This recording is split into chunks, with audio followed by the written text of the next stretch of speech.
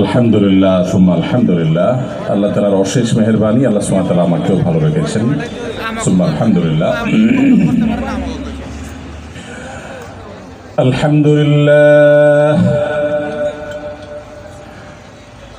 আলহামদুলিল্লাহি নাহমাদুহু ওয়া নাস্তাঈনুহু ওয়া নাস্তাগফিরুহু ওয়া নু'মিনু বিহি ওয়া নাতাওয়াক্কালু আলাইহি ونعوذ بالله من شرور أنفسنا ومن سيئات أعمالنا من يهده الله فلا مضل له ومن يضلل فلا هادي له وأشهد أن لا إله إلا الله وحده لا شريك له وأشهد أن محمدًا عبده ورسوله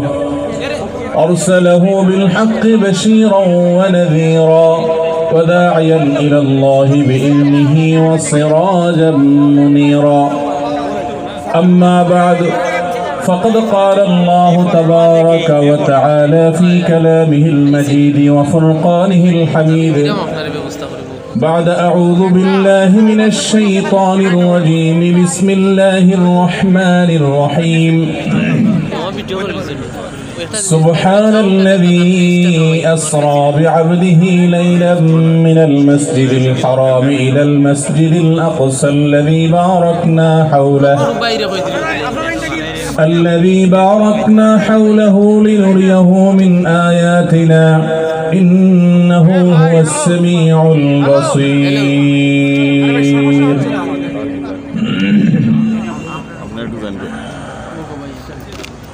ঐতিহ্যবাহী সিলেটের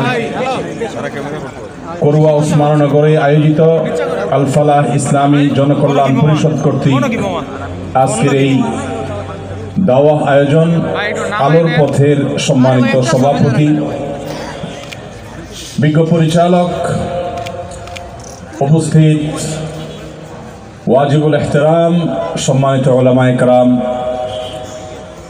এবং দূর দূরান্ত থেকে আগত এবং অত্র এলাকার আমার প্রাণপ্রিয় দিনদরদি ভাই ও পর্দার আলের মা বোন এবং বিশেষ করে আমার তরুণ বন্ধুরা, যারা শীতের এই কষ্ট, কুয়াশা সবকিছু উপেক্ষা করে কোরআন এবং হাদিসের কথা শুনবার জন্য একত্রিত এবং সমবেত হয়েছেন। আল্লাহ রাব্বুল আলামিন আমাদের সবার আশা, একত্রিত হওয়া, বসা, এই সব কিছুকে কিয়ামতের দিন মিজানে হাসানাতে আমাদের নেক আমলের পাল্লায় উঠিয়ে দিন, বলুন আমিন। আজকের আয়োজন থেকে আমরা প্রত্যেকটা মানুষ যেন কিছু না কিছু সুনির্দিষ্ট প্রস্তাবনা, সুনির্দিষ্ট আমল, করণীয়